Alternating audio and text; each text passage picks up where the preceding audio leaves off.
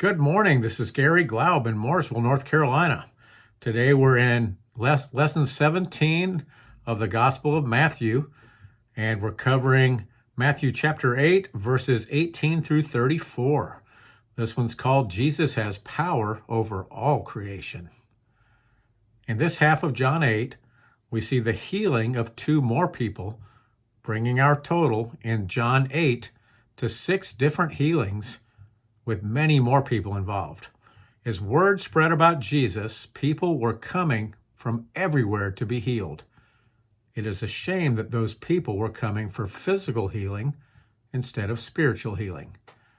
It is appointed unto every man to die, and then the judgment. Even for those who Jesus healed, they would die. Even for those that Jesus brought back from death, they would die again. But the real healing is when Jesus heals our hearts and dwells therein. Let's read our first passage today. Matthew chapter 8, verses 18 through 22 says this. And when Jesus saw great multitudes about him, he gave a command to depart to the other side. Then a certain scribe came and said to him, Teacher, I will follow you wherever you go. And Jesus said to him, Foxes have holes, and birds of the air have nests, but the Son of Man has nowhere to lay his head.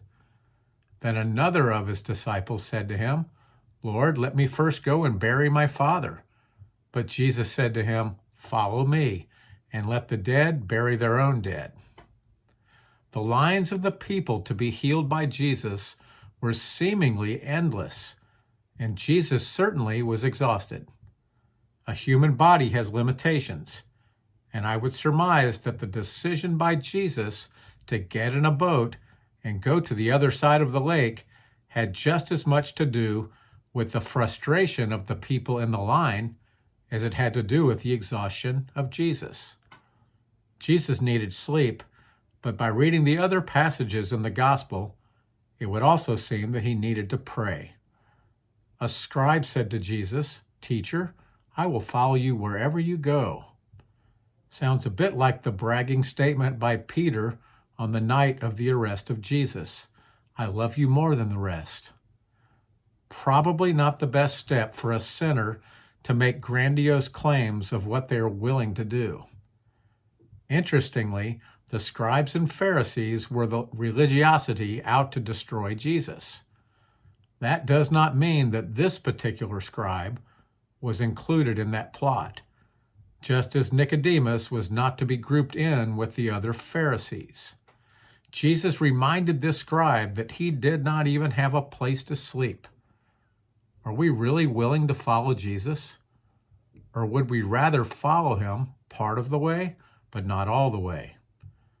Someone years ago came up with the fictitious occurrence of a group of men with automatic weapons taking over a church.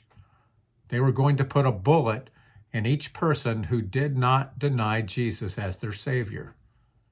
Honestly, I would guess that more than half the people claiming to be Christians would prioritize their own lives over following Jesus. But when he tells us that we are to take up our crosses and follow him, do we think that is describing a day at Disneyland? Let's read our next passage. Matthew chapter 8, verses 23 through 27, and it says this. Now when he got into a boat, his disciples followed him, and suddenly a great tempest arose on the sea, so that the boat was covered with the waves. But he was asleep. Then his disciples came to him and awoke him, saying, Lord, save us, we are perishing. But he said to them, Why are you fearful, O you of little faith? Then he arose and rebuked the winds and the sea, and there was a great calm. So the men marveled, saying, Who can this be, that even the winds and the sea obey him? By this point in the ministry of Jesus, his disciples knew that Jesus was the Messiah, the Son of God. They had witnessed miracles and heard his miraculous words. They had walked with him. It is possible that with that familiarity, they needed a reminder a refresher course. The disciples followed Jesus into the boat, and a storm arose. Storms are frequent on the Sea of Galilee, with the winds coming off the horns of Hattin, a dormant volcano, and they can stir up the waves to the size of ocean waves. The waves were covering the boat, but even water crashing on the face of Jesus did not stir him from his needed rest. Don't forget that 4 of these disciples were fishermen, very familiar with this lake. Perhaps this storm was supernatural, larger than anything they'd seen before. The disciples were terrified. Notice what they said to Jesus, "Lord, save us, we are perishing." There is more than a slight reminder here for every believer who has been saved by Jesus. It does not matter what surrounds us, what it looks like, or the level of impending danger or certain peril. He has promised us that he never will leave us nor forsake us. That does not mean that we will not have to experience physical death. I bet there were some believers who perished in the towers of the World Trade Center on 9/11. But if so, Jesus never left their sides and escorted them to heaven. Why are you fearful, O you of little faith? We are taught to walk by faith, not by sight. Know God's promises and apply those promises to our lives. There's nothing to fear. But the refresher course for the disciples occurred when the man they had been following rebuked the wind and calmed the sea. Notice he also rebuked them. This was not magic, sleight of hand, nor trickery. This was authority. The most amazing thing to me is that knowing that, experiencing that, how could Judas Iscariot have followed the path that he did? And now let's look at our final passage in Matthew 8, verses 28 through 34, and it says this: When he had come to the other side, to the country of the Gergesenes, there met him 2 demon-possessed men coming out of the tombs, exceedingly fierce, so that no one could pass that way.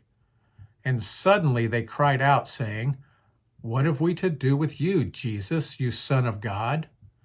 Have you come here to torment us before the time?"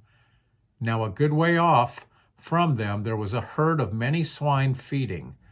So the demons begged him, saying, "If you cast us out, permit us to go away into the herd of swine." And he said to them, "Go." So when they had come out, they went into the herd of swine, and suddenly the whole herd of swine ran violently down the steep place into the sea and perished in the water. Then those who kept them fled, and they went away into the city and told everything, including what had happened to the demon-possessed men. And behold, the whole city came out to meet Jesus. And when they saw him, they begged him to depart from their region. Jesus was 100% man and 100% God. And the aspect of him that was man was either tired or simply understood that any healing he would perform at that moment would not affect the people in the manner he wanted spiritually. Of course, it could be the case of a decrease in supply and an increase in demand. But whatever reason, Jesus decided to get into the boat and cross to the other side of the lake. Having been to the Sea of Galilee, it is easy to picture how this would give Jesus some time to rest. The Sea of Galilee is 22 miles in circumference and about 8 miles from one side to the other. Also, don't be confused by the name of the location. Gerasenes or Gergesenes were the people of the district of which Gerasa was the capital. Also nearby were Gadara and Gergesa in the same region. In the same manner, the Sea of Galilee is called Tiberias, Kinneret, Kinnerot, Chinnereth, Chinneroth, Gennesaret, Dalmanutha and Gennesaret. For those who are seeking contradictions in the Bible, this is the same event described in Luke chapter 8, 26 through 37, and Mark chapter 5, verse 13, in the same location, maybe with a different name, but it's the region. In fact, Mark calls attention to the large number of swine stampeding into the lake, about 2,000. Jesus and the apostles were confronted by two violent men. I would guess that the apostles were greatly concerned, if not fearful, and Jesus was calm. Notice that without Jesus saying a word, the demons knew exactly who Jesus was. What have we to do with you, Jesus, you Son of God? Have you come here to torment us before the time? This is quite interesting. Even the demons know that their time is short. Of course, the Bible clearly teaches this. After the Great Tribulation, the demons will be chained. Some think they will be restricted to Babylon and Edom based on Revelation chapter 18, verse 2. On Judgment Day, the demons, along with the satanic triumvirate of Satan, the Antichrist, and the false prophet, will all be cast into the lake of fire and brimstone for eternity. The biggest question that I have in this verse is that if the demons know this day is coming, why do they continue in their evil pursuits? I would surmise that salvation is not an option for them, so they are resigned to their plight. The demon-possessed men were no longer possessed, for Jesus cast the demons out of these men and into the swine. In the account of this in Luke, there was one possessed man, not two, and he was naked. That possessed man identified himself as Legion, for there were many demons inside him. In the Roman army, a legion was 5,000 to 6,000 men. Both accounts are accurate and depict the depths of demon possession and at the same time reveal the authority of God and of the Son of God. We walk through this world with spiritual battles occurring all around us. Honestly, even having Jesus inside of us, if we were given the spiritual sight to see these battles, I think we would be shaking in terror. Speaking of shaking, James reminded us of this in James chapter 2, verses 18 through 20. But someone will say, "You have faith, and I have works. Show me your faith without your works, and I will show you my faith by my works. You believe that there is one God. You do well. Even the demons believe and tremble. But do you want to know, O foolish man, that faith without works is dead?" For those who believe in God but choose to live their lives for themselves instead of for God, this verse is a strong admonition. The demons believe and will spend eternity in hell.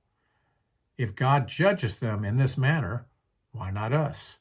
Isn't it amazing that all of the people of the town asked Jesus to go somewhere else? Certainly, the demon-possessed men who had been healed had attacked many people previously. It would make sense that they would be amazed that these demon-possessed men would no longer be a problem. Maybe they were more concerned with the loss of the herd of swine, even though eating pigs was against the Jewish law. What is obvious is that these Jewish people who had been impatiently waiting for the prophesied Messiah were completely unprepared for him when he came. This man, performing healings of all varieties, was doing things that only God could do, but that was not enough to convince the people. What does God have to do to convince us that he is exactly who he claims to be? Honestly, it is not God failing to do what would convince us. The problem is with us continuing to challenge God more and more. If he performs a miracle in our lives, we might even give him credit for that miracle temporarily, and then over time, forget that miracle or take credit for it ourselves. It comes down to our heart issues. Belief is a choice, and the more we believe in God and believe in the works of God, the more we will see. This is Garry Glaub in Mooresville, North Carolina. Have a blessed day.